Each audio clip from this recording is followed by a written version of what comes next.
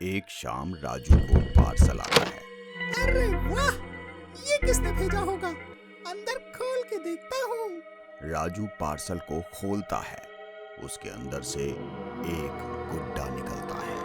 इतने में राजू का फोन बजता है। हेलो, कौन? अरे राजू, नहीं पहचाना क्या? मैं अमित बोल रहा हूँ, तुम्हारे बचपन का दोस्त। अरे हाँ, पहचान लिया। आज कैसे याद किया? मैंने तुम्हारे लिए एक गिफ्ट भेजा है, गुड्डे गुड़िया। तुम्हें बहुत पसंद थे ना? हाँ, बहुत शुक्रिया, बहुत अच्छा गिफ्ट है। राजू फोन रख देता है। राजू उस गुड्डे को अपनी माँ और पिताजी को बताता है। देखो पिताजी, देखो माँ, अमित ने मेरे लिए शहर से गिफ्ट भेजा है। तेरा बचपना कब जाएगा रे?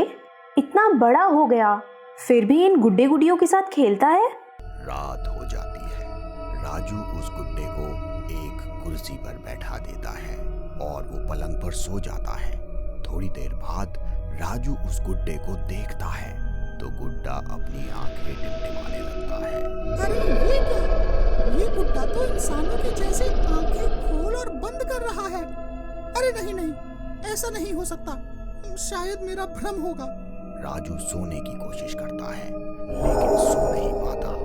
गुड्डे की तरफ नजर जाते ही उसने देखा कि गुड्डा दीवार पर चढ़ रहा है। फिर वो गुड्डा राजू के ऊपर उठ जाता है और राजू की छाती पर बैठ जाता है। बचाओ, बचाओ! राजू के चिल्लाने की आवाज सुनकर उसके माता पिता वहां आते हैं और इतने में वो गुड्डा वापस कुर्सी पर बैठ जाता है और कोई हरकत नहीं करता। क्या हुआ? बचाओ बचाओ क्यों चिल्ला रहा है?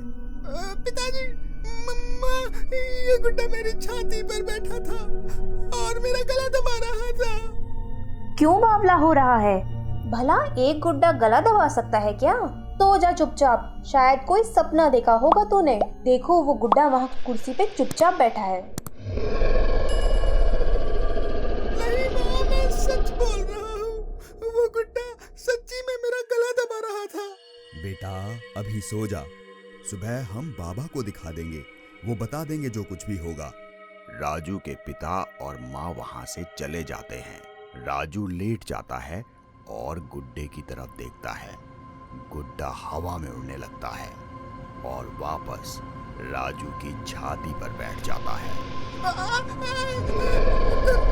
कौन हो तुम और क्या चाहते हो? तुम्हारा जिस्म चाहता हूँ, तुम्हारी आत्मा बाहर और मेरी आत्मा तुम्हारे अंदर। मतलब तुम मुझे मार दोगे? तुम्हारी आत्मा बाहर और मेरी आत्मा तुम्हारे अंदर। कल का दिन और जी लो, कल अमावस्या है और कल रात को तुम्हारा जिस्म मेरा जिस्म होगा। गुड्डा वापस कुर्सी पर बैठ जाता है। सुबह हो जाती है। राजू अपने माँ और पिताजी को बताता है कि कैसे उनके जाने के बाद वो गुड्डा वापस छाती पर बैठ गया था। क्या ऐसा सच में हुआ था? तू झूठ तो नहीं बोल रहा? मैं सच कह रहा हूँ। राजू के पिताजी बाबा को बुलाने बाबा के घर जाते हैं, पर बाबा वहाँ नहीं होते हैं। वो तो बाहर गए हैं, पता नहीं कब आएंगे, शायद 2-4 दिन लग जाए। क्या 2-4 दिन? इतने दिनों में तो अनर्थ हो जाएगा। राजू के पिताजी घर आ जाते हैं और सबको बताते हैं कि बाबा दूसरे गांव गए हैं। राजू गुड्डे को घर से बाहर दूर जमीन में गाड़ देता है और घर आ जाता है। अब गुड्डा मैंने घर से बहुत दूर जमीन में गाड़ दिया है, अब वो नहीं आएगा। रात हो जाती है। सब लोग सो रहे होते हैं। तभी राजू के घर का दरवाजा बजता है। राजू की माँ घर का दरवाजा खोलती है। बाहर वो गुड्डा खड़ा होता है और राजू की माँ को जोर से धक्का लगाता है। राजू के पिताजी! राजू और उसके पिताजी वहां आ जाते हैं। गुड्डा राजू की गर्दन पर लटक जाता है। और राजू को नीचे गिराकर छाती पर बैठकर राजू का गला दबाता है। माँ, पिताजी, बचाओ मुझे, बचाओ।